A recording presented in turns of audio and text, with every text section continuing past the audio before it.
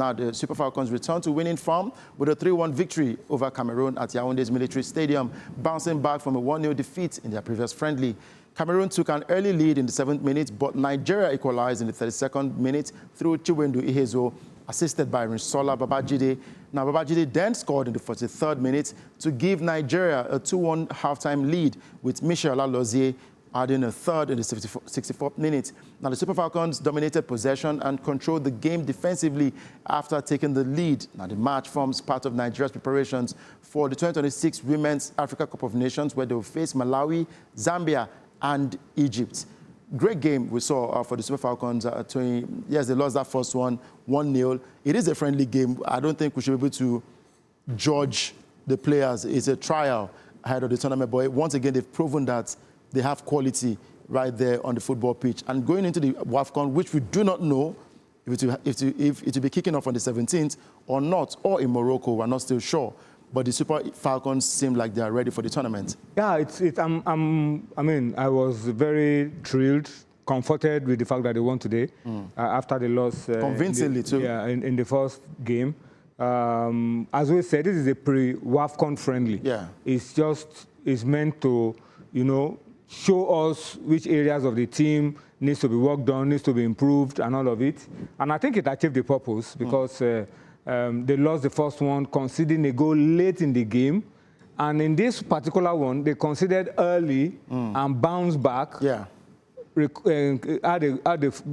great comeback, and won convincingly by 3-1. And not just that it was a good, you know, kick about for the girls to shake off rust and all of it.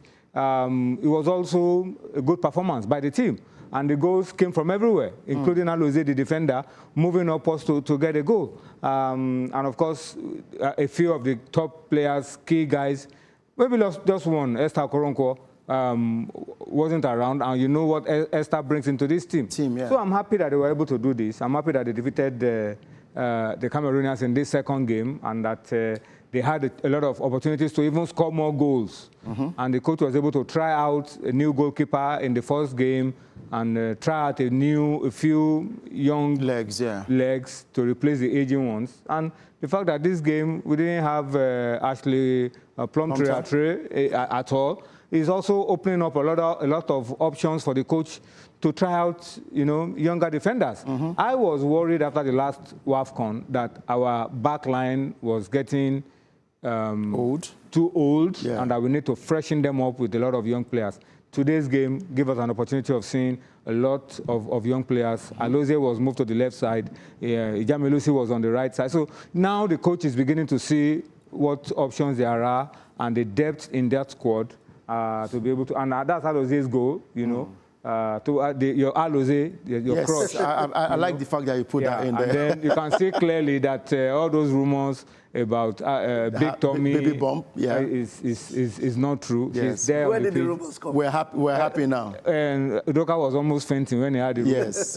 But on the more serious note, I'm happy that the girls played this game. Definitely. Only that after this game, we are told that they're going to be disbanding the team because ideally after this game, the NFF plan was that they would go into camp and then move to the WAFCON. But now they will come back to Nigeria.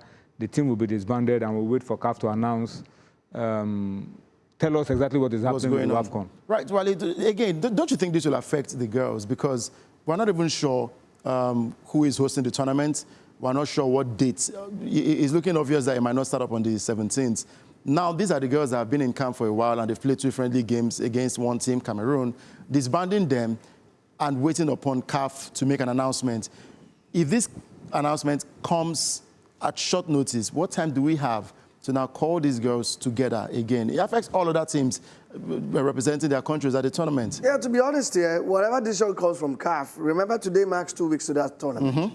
And so far so good, there are clear indications that that tournament is not going to hold in Morocco. Or it's not going to hold at all. Accreditation isn't out yet. Exactly. So whatever you're expecting from CAF, don't expect that tournament will kick-start on the 17th of this month. So the NFF can be at peace with whatever decision that they're going to make. So if they want to disband, I just don't like the usage of the word disband. It's not disband. They're not disbanding because they are not telling the girls they're no longer a member. Exactly. I think they're just taking a break. It's something to regroup later. So the wording can be better, not disband. Disband, because this is a crop of players who, since they last won the AFCON, have only played just only qualifiers. They've not been able to play friendlies. They played against friendly against Benin. Benin? No, it was a qualifier. They didn't play a friendly. While Ghana was playing England, the girls, the Falcons were watching on television. They didn't play.